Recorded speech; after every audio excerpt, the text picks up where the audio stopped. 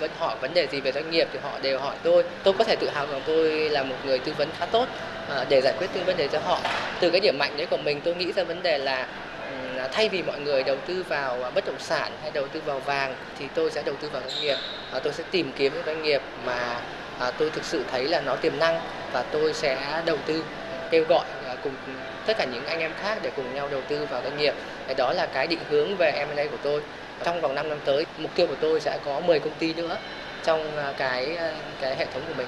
Có vẻ như anh là người tiên phong trong lĩnh vực này, nhưng mà người ta nói là dao sắc thì không gọt được chuôi.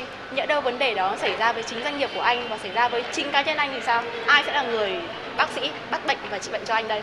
Tôi nghĩ rằng là mọi vấn đề có thể xảy ra đến tất cả mọi người, nhưng nếu chúng ta biết lường trước mọi việc, chúng ta biết là chúng ta sẽ đi đến đâu, chúng ta cần chuẩn bị những gì cho tương lai, thì tôi nghĩ rằng chúng ta có thể tránh được những rủi ro, và đấy cũng sẽ nói là một rủi ro đối với doanh nghiệp. Với doanh nghiệp của tôi mà nói thì tôi nghĩ rằng là với khả năng học hỏi, khả năng ham học cũng như là tích lũy kiến thức của mình cho những cái vấn đề sắp xảy ra, thì tôi nghĩ là bản thân tôi có thể khắc phục được những cái điều đó.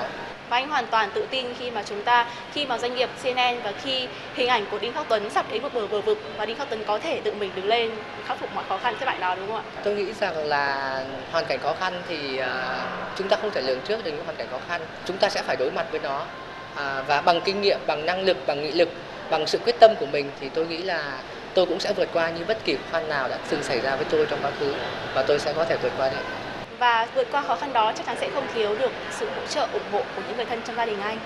Thì khi anh đến với con đường khởi nghiệp, những người thân của anh đã hỗ trợ và đã có những lời khuyên như nào với anh? Lúc đấy là tôi vẫn đang học tiếng Trung và tôi học quản trị kinh doanh.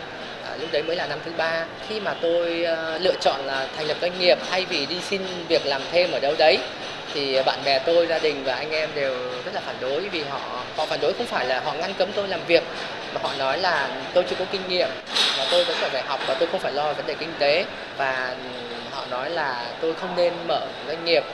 Nhưng mà với cái sự quyết tâm của mình thì tôi đã vẫn làm theo cái cách làm của mình. Và đến thời điểm này thì Đinh Khắc Tuấn đã quyết định số phận của chính mình, và bố mẹ của anh, người thân của anh, bạn bè của anh đang vô cùng tự hào về điều đó.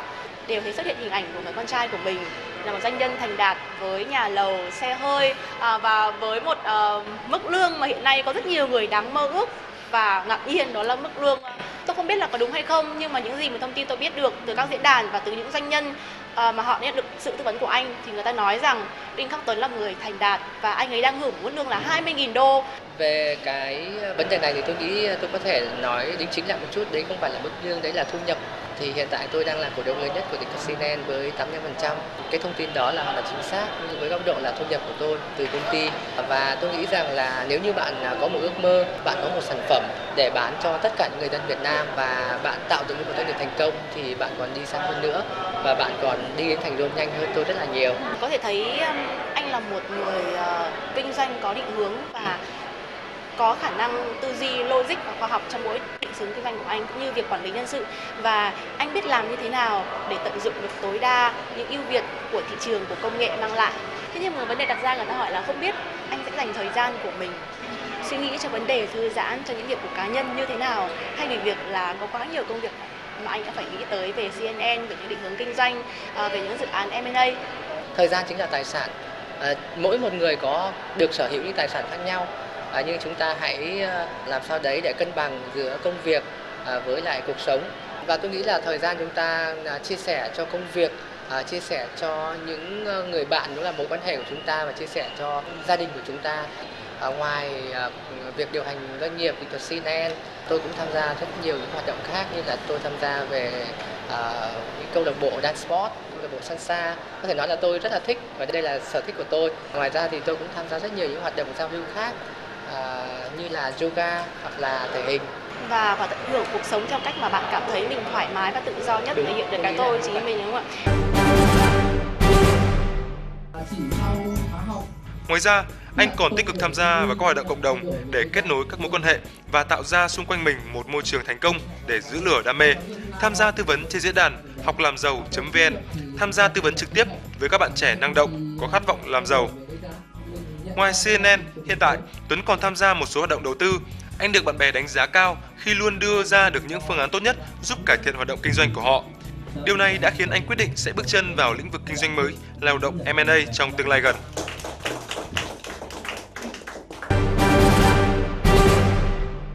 Triết lý lớn nhất trong kinh doanh của anh, cũng như triết lý lớn nhất trong cuộc sống mà anh đã học được trong suốt quá trình thành lập CNN cho đến nay, và trong suốt quá trình anh gặp gỡ và tạo dựng cho mình cơ hội cũng như nghề nghiệp cho đến thời điểm này, anh đã chia sẻ triết lý đó với tất cả những người trẻ, những khán giả của Đường tới Thành Rome để họ thấy được sự đam mê cũng như cố gắng nỗ lực của anh.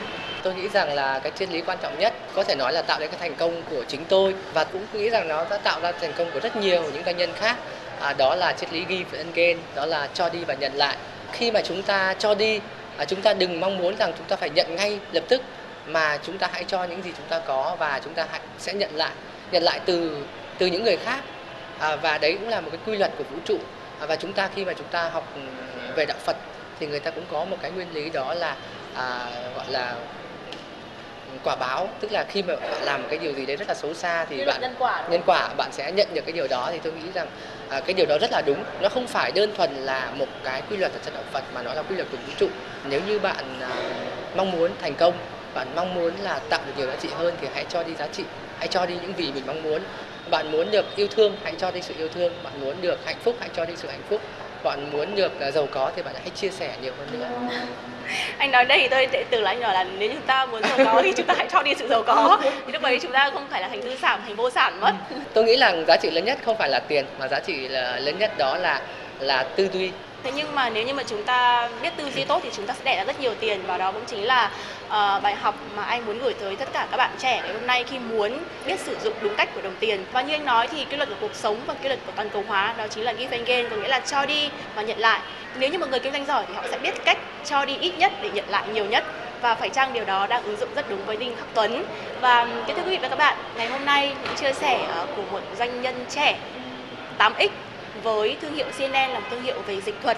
Đó không phải là một lĩnh vực quá mới mẻ, nhưng cách làm, cách thực hiện, cách quản lý của anh Tuấn dường như là một bài học rất đắt giá cho những ai muốn đi theo con đường này. Và có thể nói anh Tuấn là một người tiên phong khi không chỉ nghĩ tới việc thương hiệu của chúng ta sẽ đi đến đâu, chúng ta sẽ làm gì để khẳng định thương hiệu đó, mà anh còn biết cách quản lý những vấn đề ở trong đó, quản lý nhân lực, quản lý thời gian và quản lý cả đồng tiền mình kiếm ra.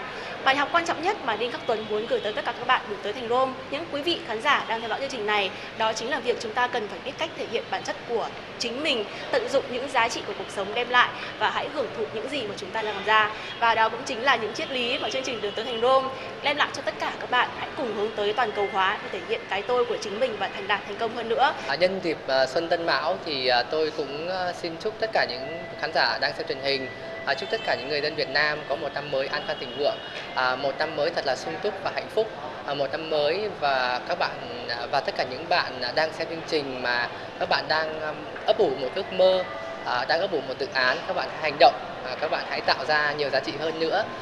Tôi rất mong muốn rằng trong 5 năm nữa thì có rất nhiều doanh nghiệp Việt Nam sẽ đi ra thế giới và sẽ khẳng định thương hiệu của mình trên toàn cầu. Tôi cũng rất mong muốn rằng trong câu lạc bộ triệu phú của thế giới sẽ có nhiều danh sách